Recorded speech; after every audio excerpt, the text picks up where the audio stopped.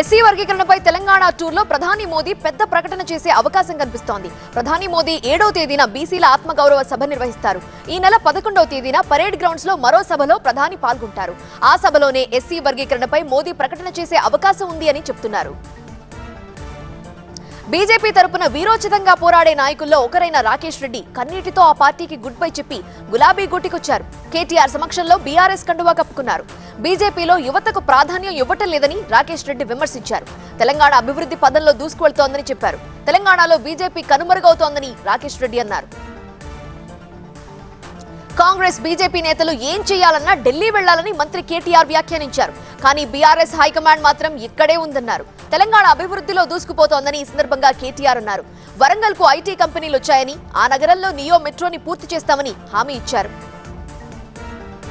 పాలమూరులో పాపులారిటీ ఉన్న కాంగ్రెస్ సీనియర్ నేత సయ్యద్ ఇబ్రహీం మంత్రులు కేటీఆర్, శ్రీనివాస్ గౌడ్ సమక్షంలో బీఆర్ఎస్ లో చేరారు. ఇబ్రహీం కు మంత్రి కేటీఆర్ గులాబీ కండువా కప్పి పార్టీలోకి ఆహ్వానం పలికారు. కాంగ్రెస్ కు అవకాశం ఇస్తే రాష్ట్రాన్ని అమ్మేస్తారంటూ మంత్రి శ్రీనివాస్ గౌడ్ విమర్శించారు.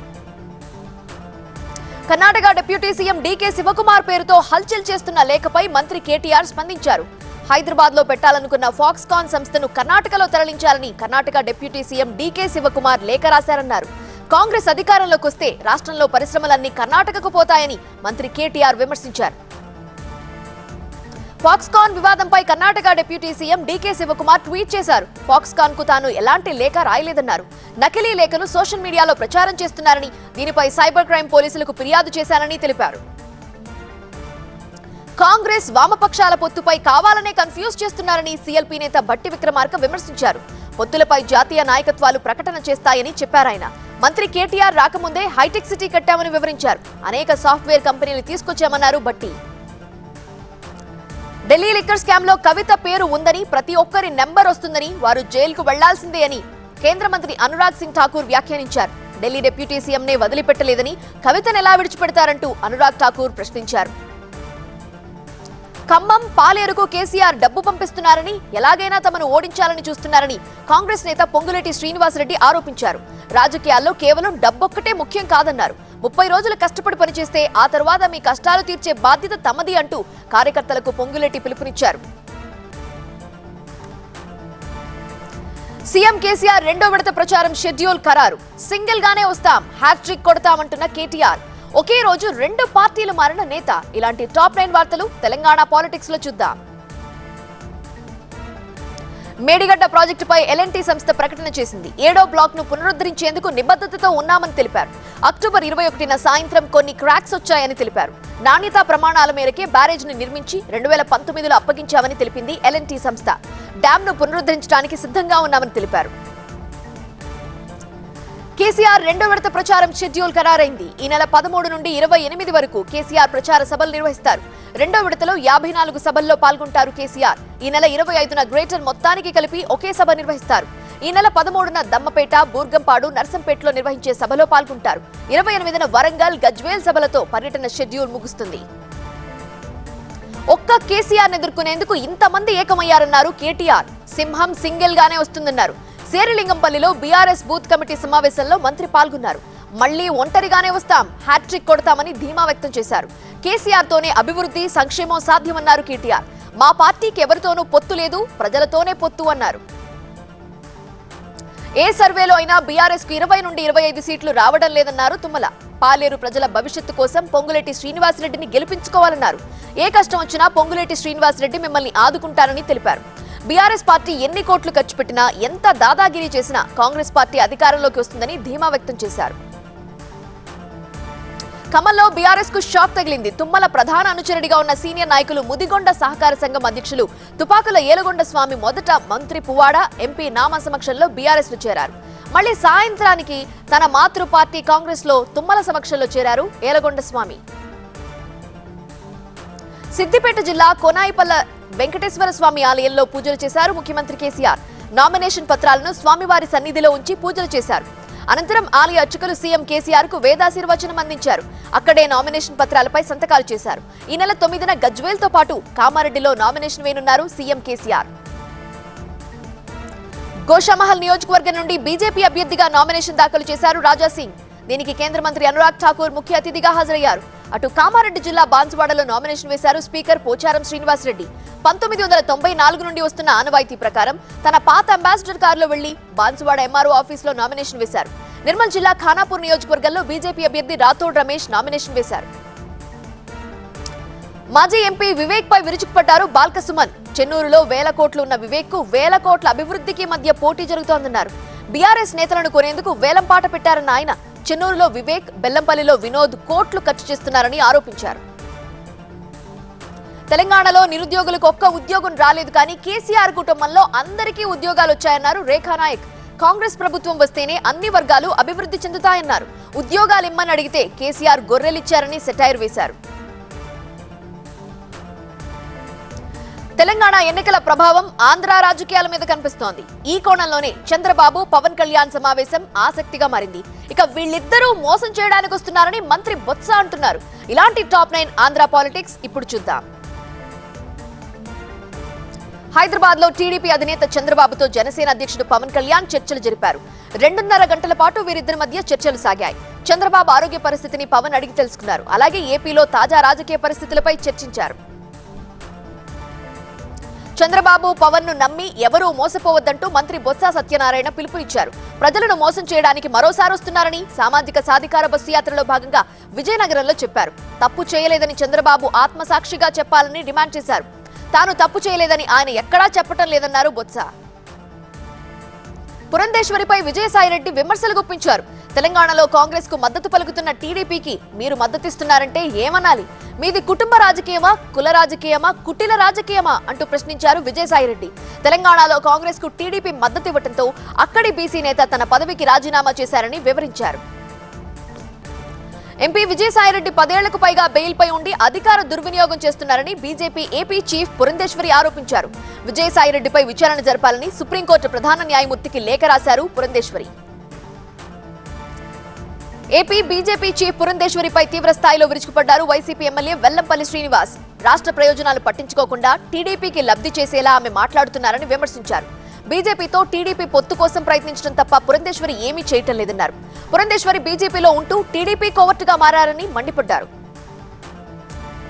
పురంధేశ్వరి బీజేపీలో ఉన్నట్టు అనిపించడం లేదని వైసీపీ ఎమ్మెల్యే కొడాలి నాని వ్యాఖ్యానించారు. కాంగ్రెస్ లో ఉన్నారో టీడీపీలో ఉన్నారో ఆవిడే చెప్పాలని డిమాండ్ చేశారు. తెలంగాణలో కాంగ్రెస్ కి టీడీపీ మద్దతు ఇవ్వటం వల్లే కాసాని పార్టీని వీడారని కొడాలి నాని వివరించారు. బాబు ఆదేశాల మేరకే పురంధేశ్వరి బీజేపీలో చేరారని ఆయన అన్నారు. వైసీపీకి బీజేపీ నేత ఆదినారాయణ రెడ్డి సవాల్ విసిరారు. మీరు కేంద్రంలో బీజేపీకి మద్దతిస్తున్న సంగతి నిజమా కాదా అని ప్రశ్నించారు. పార్లమెంట్లో ఎన్నోసార్లు బీజేపీకి వైసీపీ మద్దతు ఇవ్వలేదా అని ప్రశ్నించారు. కేంద్రంలో వైసీపీ ఎటువైపో నిజం చెప్పే దమ్ము, ధైర్యం ఉందా అని క్వశ్చన్స్ అందించారు. పోతలపట్టు వైసీపీ ఎమ్మెల్యే ఎంఎస్ బాబుకు వ్యతిరేకంగా స్థానిక నేతలు సమావేశమయ్యారు. బంగారుపాళ్యంలోని వైసీపీ నేత సుధాకర్ రెడ్డి ఇంట్లో ఎమ్మెల్యే వ్యతిరేక వర్గం నేతలు చర్చలు జరిపారు. 2024 ఎన్నికల్లో ఎంఎస్ బాబుకు టికెట్ ఇస్తే పనిచేయబోమని రెడ్డి సామాజిక వర్గంలోని కొందరు నేతలు ప్రకటించారు. ఎల్వి ప్రసాద్ హాస్పిటల్ కు వెళ్లారు టీడీపీ అధినేత చంద్రబాబు. వైద్యులు ఆయనకు కంటి పరీక్షలు నిర్వహించారు. చంద్రబాబుకు కంటి ఆపరేషన్ ఎప్పుడు చేయాలి అనే దానిపై నిర్ణయం తీసుకునే అవకాశం ఉంది. ఇప్పటికే 2 రోజుల పాటు ఏఐజీ హాస్పిటల్లో వైద్య పరీక్షలు పూర్తయ్యాయి. మరో 3 రోజుల్లో ఛత్తీస్గఢ్ తొలి విడత పోరు. ఇంతలోనే బీజేపీ నేత దారుణ హత్య. ఇక మహదేవ్ యాప్ కేంద్రంగా సాగుతున్న రాజకీయ యుద్ధం. ఇలాంటి టాప్ 9 నేషనల్ న్యూస్ ఇప్పుడు చూద్దాం. ఛత్తీస్గఢ్ తొలి విడత పోలింగ్ కు 3 రోజుల ముందు మావోయిస్టులు పేట్రేగిపోయారు. రతన్ దుబే అనే బీజేపీ నేతను నక్సలైట్లు నారాయణపూర్ జిల్లాలో చంపేశారు.